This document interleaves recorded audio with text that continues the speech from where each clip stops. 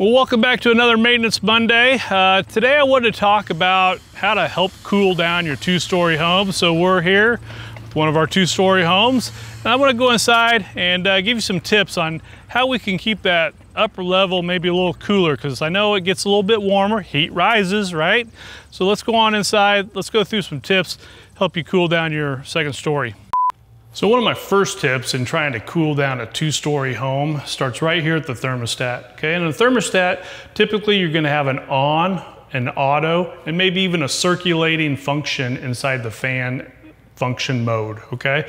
So I'm gonna go to on, and that's gonna allow my fan, the blower on the furnace, to run all the time. So it's constantly circulating the air. So that's my number one tip on trying to cool the upstairs.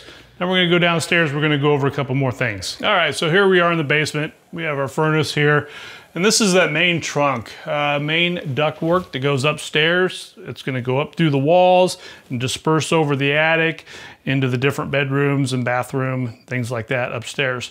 And on here we have a damper, and typically when this arm is parallel with the trunk, that means it's all the way open, and you can basically close it down from there. It's a butterfly valve, so it's basically shutting off all the air.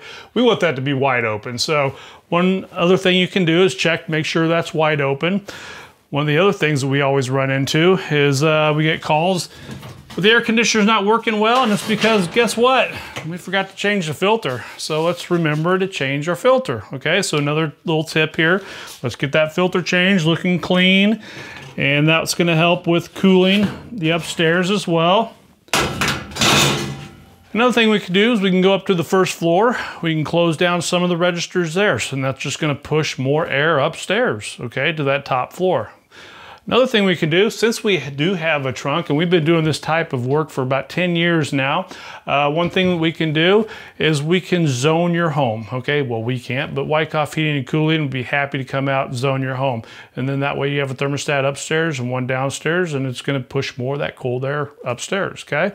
Now with the furnace, when we go to size a furnace, when Wyckoff sizes a furnace, one thing I wanna tell you is, the code only allows us to go 75 degrees when it's 90 degrees outside. Now that doesn't seem like it's sized very well. Now we can go up to 115% of that.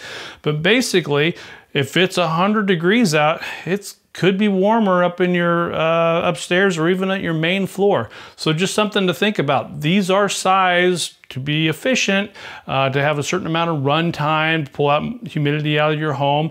And sometimes they don't always get to feeling like a meat locker inside your unit. And that is because code does dictate what you can size it at, okay? So just a little more information about that. So a couple of little tips here. Hopefully they've all helped you out. Hopefully you can stay cool this summer, and we'll see you again next Monday for another Maintenance Monday.